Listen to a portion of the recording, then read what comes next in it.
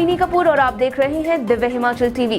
Bulletin में चर्चा करेंगे प्रदेश भर की अहम खबरों की, लेकिन सबसे पहले हेडलाइंस। कोरोना से 5 और बुजुर्गों की मौत, 202 नए मामलों से प्रदेश भर में हड़कंप। कोरोना ने रोकी हिमाचल के 30,000 शिक्षकों की ट्रेनिंग, बजट लैप्स होने का खतरा बढ़ा। हिमाचल की सियासी नब्ज टटोलेंगे जेपी नड्डा, भाजपा के राष्ट्रीय अध्यक्ष 2 दिन के दौरे पर पहुंचेंगे बिलासपुर। भाजपा में भूचाल पर कांग्रेस का तीखा हमला, कुलदीप राठौर बोले जनता के सामने खुल गई कलई। आनी में भरी दोपहर भीषण अग्निकांड, 12 कमरों का मकान राख, जिंदा जले मवेशी। कुल्लू में पुलिस के खिलाफ वकीलों का जोरदार प्रदर्शन, एसपी ऑफिस का घेराव कर लगाए नारे। ऊना में सरकारी खजाने को चूना लगाने पर रेहड़ियां जब्त, धड़ाधड़ कार्रवाई से दिन भर हड़कंप। हाड़तोड़ ठंड से हिमाचल की झीलें जमी, साच पास बंद, आवाजाही पर लगाई रोक। हिमाचल में आज से फिर बदलेगा मौसम का मिजाज, 3 दिन तक बर्फबारी के आसार। आगे बढ़ते हैं विस्तृत समाचारों के साथ। हिमाचल में लगातार नासूर बनते जा रहे कोरोना से 5 और लोगों की मौत हो गई। वहीं देर शाम समाचार मिलने तक 202 नए मरीज सामने आए हैं।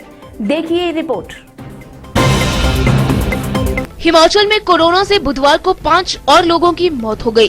ताजा मामलों में नेरचौक मेडिकल कॉलेज व रामपुर में 2 और योल सेना अस्पताल में एक महिला ने संक्रमण के कारण दम तोड़ दिया।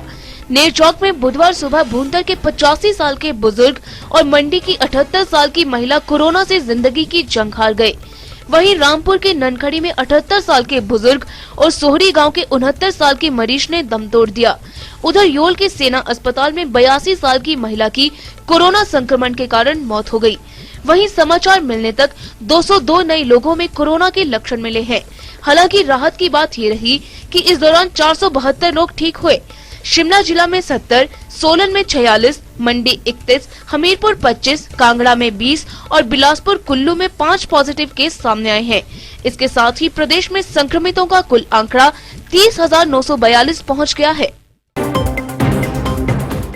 अनमोल जिंदगियों के साथ साथ कई नौकरियां और योजनाएं खाने के बाद अब कोरोना वायरस ने हिमाचल के 30,000 शिक्षकों की ट्रेनिंग पर पूरी तरह से ब्रेक लगा दी है। हाल ये है कि केंद्र से बजट जारी होने के बाद भी शिक्षा विभाग कोरोना के इस मुश्किल वक्त में अपने मुलाजिमों को ट्रेन तक नहीं कर पा रहा है। हिमाचल के स्कूलों पर ताला लटकाने के बाद अब कोरोना वायरस ने 30,000 के करीब शिक्षकों की ट्रेनिंग पर भी कुंडली मार दी है। शिक्षा विभाग ने केंद्र से 167 करोड़ रुपए मिलने के बाद भी शिक्षकों को ट्रेन करने से हाथ खड़े कर दिए हैं। इतना ही नहीं, अब समग्र शिक्षा विभाग को मार्च 2021 में होने वाली प्रोजेक्ट अप्रूवल बोर्ड की बैठक में शिक्षा मंत्रालय को बताना होगा कि केंद्र से मिले इस पैसे से उसने अभी तक कितने शिक्षकों को विशेष ट्रेनिंग दी। कोरोना के कारण बंद पड़े आयोजनों से अब शिक्षा विभाग की दिक्कतें बढ़ गई हैं, क्योंकि महकमे के पास केवल दिसंबर तक का ही वक्त बचा है और अगर ये ट्रेन नहीं होती है तो हिमाचल के बजट पर तुरंत प्रभाव से रोक लग जाएगी। वक्त है एक छोटे से ब्रेक का, जल्द लौटेंगे। महाराजा अग्रसेन यूनिवर्सिटी, कालू झंडा, तहसील Baddi, district Solan. Admission free above 90% for BTech, MTech, BHMCT and MTTM. 20% discount in tuition fee and 100% in security for all the new admission in UG and PG courses for full course. University has been inaugurated by President of India in the presence of CM Himachal Pradesh. Courses offer BTech, MTech, BA, LLB, BCom, LLB, LLM, D Pharma, B Pharma, BCom, BCom Honor, BBA, MBA, MCom, BCA, MCA, BSc, Medical and Non-Medical, MSc, Hotel Management.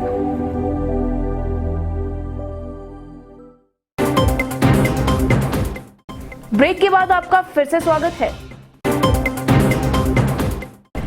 Bihar विधानसभा चुनावों के साथ साथ 11 राज्यों के उपचुनाव में जीत की पताका लहराने के बाद भाजपा के राष्ट्रीय अध्यक्ष जगत प्रकाश नड्डा हिमाचल के दौरे पर आ रहे हैं।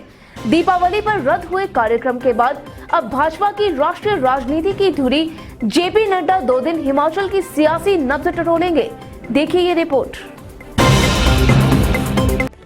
बिहार में एनडीए की सरकार बनाने में अहम भूमिका निभाने के बाद अब बीजेपी के राष्ट्रीय अध्यक्ष जगत प्रकाश नड्डा हिमाचल की सियासत की टोलेंगे।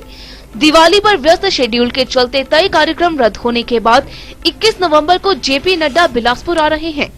22 नवंबर तक जेपी नड्डा बिलासपुर में बन रहे एम्स का निरीक्षण करने के साथ ही स्थानीय कार्यक्रमों में शिरकत करेंगे। इसी बीच वे कार्यकर्ताओं और नेताओं के साथ मीटिंग कर प्रदेश के सियासी हालात पर चर्चा भी करेंगे।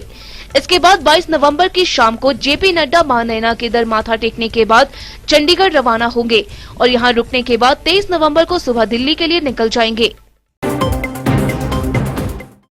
केंद्रीय विश्वविद्यालय के निर्माण को लेकर भाजपा के 2 दिग्गज नेताओं के बीच मंच पर हुए महाभारत ने हिमाचल कांग्रेस को हमलावर होने का मौका दे दिया है। देहरा में हुए ड्रामे के बीच अब विपक्ष ने जयराम सरकार पर जोरदार हमला बोला है। शिमला से देखिए ये रिपोर्ट। मुख्यमंत्री जयराम ठाकुर और केंद्रीय वित्त राज्य मंत्री अनुराग ठाकुर के बीच कांगड़ा के देहरा में सार्वजनिक मंच पर हुए वाक युद्ध को लेकर कांग्रेस ने तीखा हमला बोल दिया है। कांग्रेस प्रदेशाध्यक्ष कुलदीप सिंह राठौर ने राजधानी शिमला में कहा है कि इस एपिसोड से भाजपा की अंदरूनी लड़ाई अब जग जाहिर हो गई है। उन्होंने कहा है कि जनता के सामने मंच पर ही 2 दिग्गजों का आपस में भिड़ना बता देता है कि दुनिया के सबसे बड़े दल का दम भरने वाली भाजपा की अंदरूनी हालत ठीक नहीं है। उन्होंने भाजपा पर आरोप जड़ा है कि कांगड़ा के केंद्रीय विश्वविद्यालय और मंडी में आईआईटी यूपीए सरकार की देन है। भाजपा इसका झूठा श्रेय लेने में लगी है। कुल्लू के आनी में भरी दोपहर भीषण अग्निकांड में 12 कमरों का 2.5 मंजिला मकान राख हो गया। अचानक उठी लपटों से यहां 3 भाइयों की जीवन भर की जमा पूंजी के साथ साथ सारा सामान धू कर जल गया। आनी की दूरदराज मोहान पंचायत के 18वीं गांव में बुधवार दोपहर 1 बजे उठी चिंगारी से 12 कमरों का 2.5 मंजिला काष्ठ कुणी शैली का मकान राख हो गया। बताया जा रहा है कि शेर सिंह, श्याम सिंह और गोकुल राम के इस मकान में उस वक्त आग भड़की जब घर वाले खेतों में काम कर रहे थे। अचानक सुलगी आग ने देखते ही देखते भयंकर रूप धारण कर लिया और देवदार के बने 12 कमरे राख हो गए। आग इतनी तेजी से फैली कि लोगों की लपटों पर जीत की जदोजहद भी फेल हो गई और 3 गौएं भी जिंदा जल गई।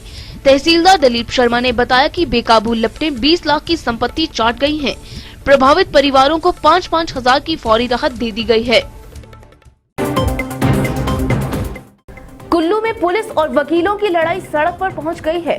बुधवार को पुलिस की कार्रवाई से गुस्साई बार एसोसिएशन ने ढालपुर में जोरदार प्रदर्शन कर एसपी ऑफिस का जमकर घेराव किया। कुल्लू से देखिए ये रिपोर्ट। बंद करो, गुंडागर्दी नहीं चलेगी। कुल्लू में बार एसोसिएशन ने बुधवार को पुलिस के खिलाफ जमकर नारेबाजी की। इस दौरान अपने साथी एडवोकेट की गिरफ्तारी को लेकर वकील सड़क पर उतर आए और बार एसोसिएशन के साथ साथ मुख्यमंत्री जयराम ठाकुर और राज्यपाल बंडारू दत्तात्रेय को शिकायत भेजकर इंसाफ की मांग उठाई। रैली को संबोधित करते हुए बार एसोसिएशन के अध्यक्ष ने कहा कि पुलिस कानून का उल्लंघन कर रही है। इस चीज को मैं मानता हूं कि मैंने शराब किया, वो मैंने ऑफेंस किया, उसको मैं भुगतने को तैयार हूं, लेकिन हम भी परिवार वाले हैं, हमारे भी बाल बच्चे हैं। इस तरह करेक्टर असैसिनेशन आपको किसी ने ऐसी पावर नहीं दी। एसपी साहब, मैं तो सीएम से, डीजीपी से और हायर ऑफिसर से यही मांग करूंगा कि ऐसे पुलिस अफसर जो बिना बचे ऐसे केसों में जिनके साथ इनको खुन्नस हो, जो इनकी कार्य प्रणाली पर क्वेश्चन उठाते हों, उनके खिलाफ ऐसे केस, ऐसे षड्यंत्र के तहत इस तरह के केस बनाते हैं, इनके खिलाफ कार्रवाई होनी चाहिए। और इमीडिएटली मुझे आगे भी, आइंदा भी मुझे डर है कि ये किसी भी केस में मुझे प्लांट कर सकता है। इस आदमी को यहाँ से तुरंत उठाया। ऊना शहर में बिना फीस दिए सरकारी खजाने को चूना लगाने वाले रेहड़ी वालों के खिलाफ नगर परिषद का चाबुक चला। बुधवार को प्रशासन ने 15 रेहड़ियां जब्त कर जुर्माना ठोंका। ऊना में प्रशासन की आंखों में धूल झोंककर सालाना फीस जमा न करवाने के बाद भी धड़ाधड़ कारोबार करने वालों पर कड़ी कार्रवाई की गई। निरीक्षक की अगुवाई में नगर परिषद की टीम ने शहर में 15 रेहड़ियां जब्त कर उनके संचालकों से 21,000 रुपए का राजस्व वसूला। नगर परिषद की इस कार्रवाई से शहर भर में हड़कंप मच गया। डर का आलम ये था कि कार्रवाई होने से घबराए कुछ और रेहड़ी वाले वक्त की नजाकत को समझते हुए मौके पर से खिसक गए। बता दें कि टीम ने एमसी पार्क, नंगल रोड और रेड लाइट चौक के पास खड़ी रेहड़ियों की चेकिंग के दौरान ही जुर्माना वसूला। इस विषय में मुझे कहना है कि जो स्ट्रीट वेंडिंग की पॉलिसी है उसके अनुसार जो है यहाँ पे 180 के करीब वेंडर्स जो है रजिस्टर्ड किए गए हैं, लेकिन इनको मौखिक तौर पे कई बार इनको कहा गया कि अपनी लाइसेंस फीस जमा करवाएं, लेकिन कहने के बावजूद भी जो है ये रेडी वाले अपनी लाइसेंस फीस जमा नहीं कराते, जो कि करवाई जानी अति आवश्यक है। तो उस कड़ी में हमने एक ये रेडी पकड़ने का अभियान किया है और जिसके अंतर्गत हमने 10 से 20 रेडियाँ जो है पकड़ी गई। कितनी लाइबिलिटी जो है बैलेंस पड़ी है? जो रिकॉर्ड के अवलोकन से पाया गया कि जो पिछली लाइबिलिटीज थी वो 11 लाख के करीब है, लेकिन जब से मैंने यहाँ पे पदभार संभाला है उसको ध्यान में रखते हुए मैं वर्तमान में जो मेरी लाइबिलिटी है उसको मैं देखा। बारिश और बर्फबारी के बीच लुढ़के पारे से हिमाचल की झीलें जम गई हैं। इस बीच सुरक्षा के लिहाज से प्रशासन ने मानतलाई झील पहुंचने वाले ट्रैकर्स को अलर्ट कर दिया है और साथ ही चंबा में साच पास को भी बंद कर सभी प्रकार की आवाजाही पर तुरंत प्रभाव से रोक लगा दी है। कुदरत के रंग बदलते ही हिमाचल की ऊंचाई वाली झीलें पूरी तरह से कांच में तब्दील हो गई हैं। तापमान में आई भारी गिरावट से मानतलाई झील के साथ साथ कुल्लू के बड़ा और छोटा शिंगरी ग्लेशियर, कुग्गू, सावरी मंगा, लाहुल की चंद्रताल और किन्नौर की नाको झील समेत तमाम ग्लेशियर्स पूरी तरह से जम गए हैं। इससे यहां अगले 6 महीने तक अब कोई भी ट्रैकिंग नहीं होगी।